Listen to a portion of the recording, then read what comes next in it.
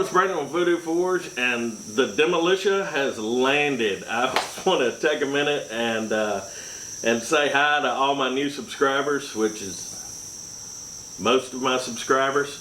But I really want to thank y'all for coming over to check out what I'm doing here, and all the nice comments and emails and everything else. Really, thanks. I'm kind of overwhelmed. I do want to tell you might be a little disappointing because I don't make armor every day. So I do a lot of different kinds of projects. But what I wanted to do is I wanted to take a minute. I've gotten so many questions and comments about the Voodoo scale armor that I made and Matt tested that I wanted to address those questions. Normally I just reply to comments, but normally I don't get this many comments. Okay, the first thing people have been asking is how much this cost. How much would I sell this for? What is the price? And I just want to cover a couple things about this. I did this as an experiment. There are much better armors out there. I know what the material can do now. I know, Matt really showed it to be a strong material, but I really recommend, if you need body armor, buy body armor from a reputable manufacturer. That said, I will make some sets of this that I'm selling as novelty armor. I'm not making any guarantees. I know what the material will do, but this is a very old school techniques I'm using. The fact that it is flexible and jointed weakens it.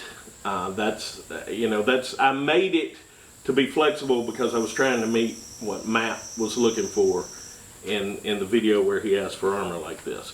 So that the very fact that it's flexible makes it not as good as just one piece of this steel would be. That gives it its weaknesses. So I will make some sets, I will sell them. I've got several emails in my box right now. I'm going to hit them with the price. It's not going to be a quick thing, probably between 1 or 2 months before I can get the first one out, because I do, this is not I'm a blacksmith, but I have other more blacksmithy jobs than this right now. So I'll do the best I can with that. I'll talk to the people who've reached out to me on email, and I'll get them pricing. It's not going to be cheap. And I'm not selling it as armor, but we'll get that taken care of. Also, the legalities of it, like, I'm relatively sure I don't need to go in the armor making business. Yeah, I got a house and kids and dogs and chickens. So I got to think about that stuff, y'all. Now, a lot of people were talking about the spalling on this armor, the spall. What that is when a bullet hits steel plate armor, unlike ceramic or other softer armors, it actually stops the bullet and shatters it, and that bullet keeps going. It just disintegrates and goes different directions. Now, I knew that was going to be the case with this. I did not put any kind of spall protection on there. There have been a lot of good ideas, and some of them that I had thought of before, but one of the top ones is put some rhino liner, like truck bed liner, on there. And I think a lot of people get that idea because the stuff that AR500 puts on their plates seems like a really good truck liner. But I think there's probably more to it than that.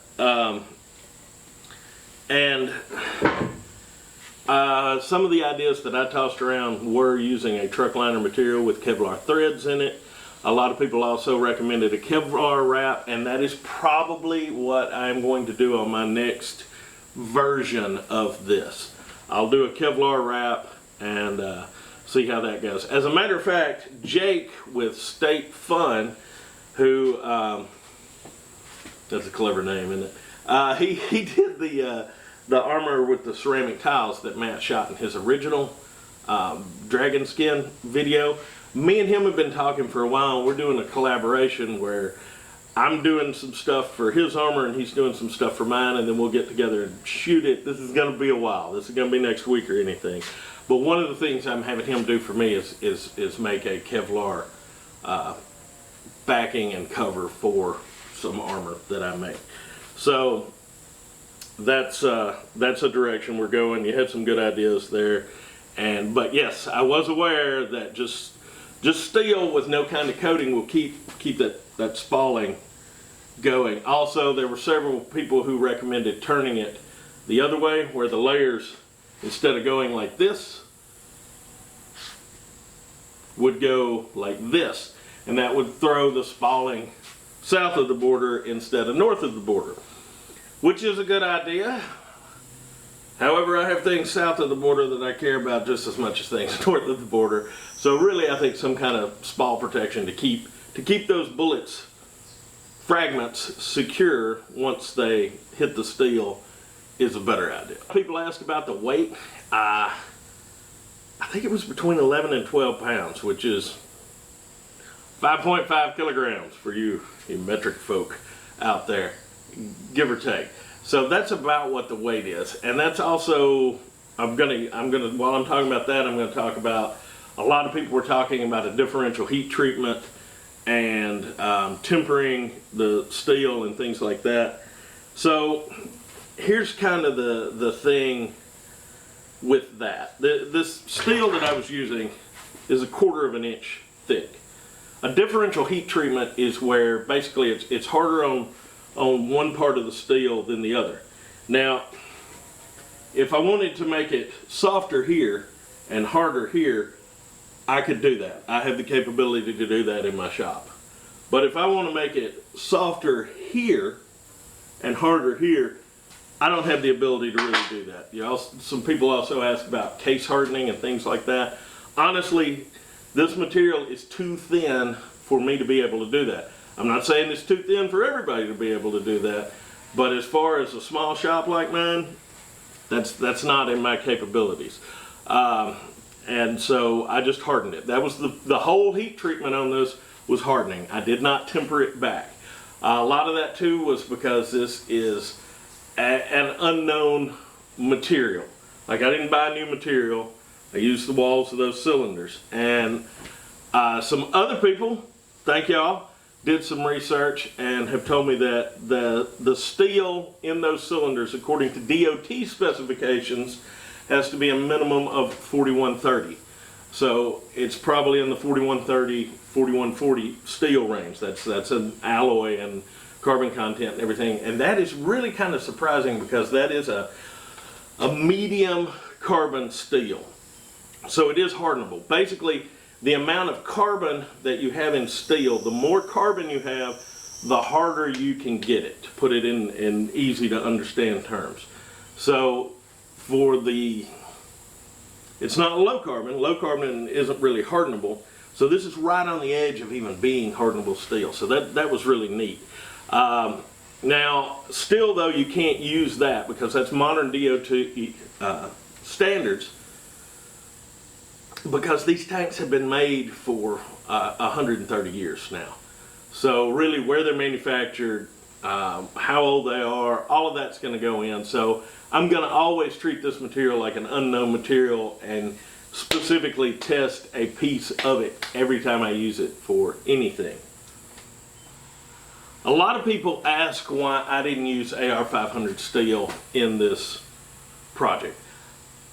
I don't have a pile of AR500 steel laying around. This tank steel is a byproduct of one of the products that I make. I use tanks and make bells out of them. So I've got a lot of this stuff laying around. A little bit about AR500 steel. It is a type of steel. It is a combination of an alloy and a heat treating process. And the AR stands for abrasion resistance. So it's not, that steel was not developed to be armor, but it works well as armor. Also, because it is an alloy and a tempering process, and it's abrasion resistant, I don't have a saw that can cut this because the abrasion resistance. I don't have a grinder that can cut this. I would have to cut this with my torch. And if I cut it with my torch, I'm changing the properties of that steel because I'm heating it to the critical temperature where steel changes its circumstances. So AR-500 is out for a shop like mine. If you got something coated with a water jet, that would be a way to go. But that's why I didn't use AR-500. A lot of people also brought up the fact that Matt kind of skipped 308 and jumped straight to the armor destroying round, but which I had to look that thing up, man. I'd never heard of that. But this is the original material that I made that out of. This is all of that I've got left. So in the name of science, I'm going to heat treat this the exact same way, and I'm going to shoot it with 308. I'm going to shoot it with 30-06 AP, and we'll see what it does. Then we'll know. Then we'll know. Well, I think that'll answer most of the major questions that I saw asking about this. If you have any more, please leave them in the comments. I also want to take a minute to thank Matt down at Demolition Ranch. That was great, man, and that was really kind of it did more than make my day. I've been tickled to death about it. It's really cool to see Matt destroy something that I made. It's really cool to see Matt destroy anything, but to see him destroy something that I made. Woo. So, you know, it's exciting. To all my subscribers out there, my new subscribers, my old subscribers, thank y'all so much for the support, and I'll have another project video out by the end of the week. I hope y'all got something out of this, and y'all behave yourselves. Hey, Mike, brother, what you doing? Really? Well, you tell her I said good job. Now, man, I have a legal question for you. No, me and Cindy are fine. That's your go-to legal question? This is a dark world you live in, brother. No, I have a question about body armor. Yeah. Like, yeah. No, well, my question is, if I were to make body armor and sell it to other people, what would I have to do to cover my butt, like liability-wise, on that? No. What? No, I'm sober as a judge. It's 10 o'clock in the morning. What? Mike.